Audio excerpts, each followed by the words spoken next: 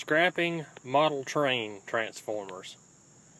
I see a lot of these at the flea markets, yard sales. Got these out of a scrap run. I don't want to show you the difference in these. This is one of the smaller ones for HO or N scale. This is probably from the late 70s. This is probably about the same time period. I know it looks older and rusty. This just hasn't been taken care of, been outside. And this is one of the more recent ones. This is by no means one of the advanced units that they have, but it is also a little bit newer than these you see back here. Now most of these will have a rivet that you see there, and you just take your drill and drill that out, or you can take a flathead wood punch and just get on the side of that and pop it with your hammer, and then just take a flathead screwdriver and pry around that and open it up. And this one I've already done that, so I'm going to basically show you the difference in an older style and a newer style as far as scrapping goes.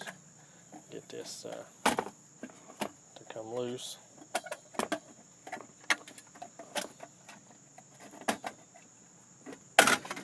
And what they're going to have in them is just a little bit of electronics. The old one, you're going to have a switch up here,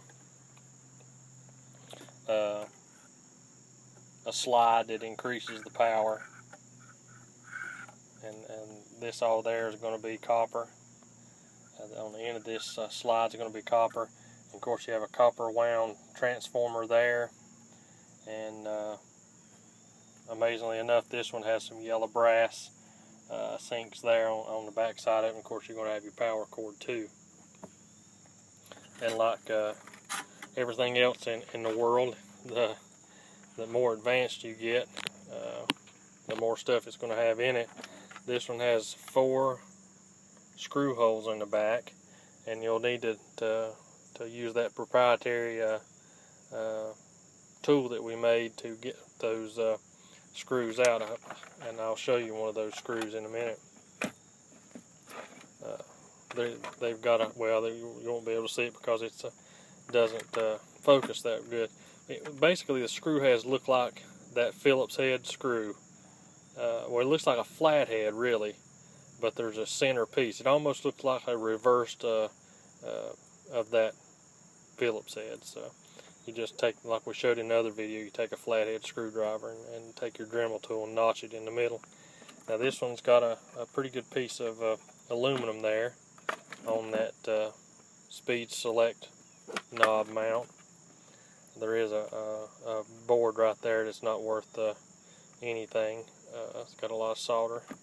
And then you have a transformer there that's got a pretty good winding of copper on the inside of it. And again, they're pretty easy to take apart. Just cut that tape off and push it down on each side, and you can either work that out, or you can take a hammer and hit on those corners and pull those apart.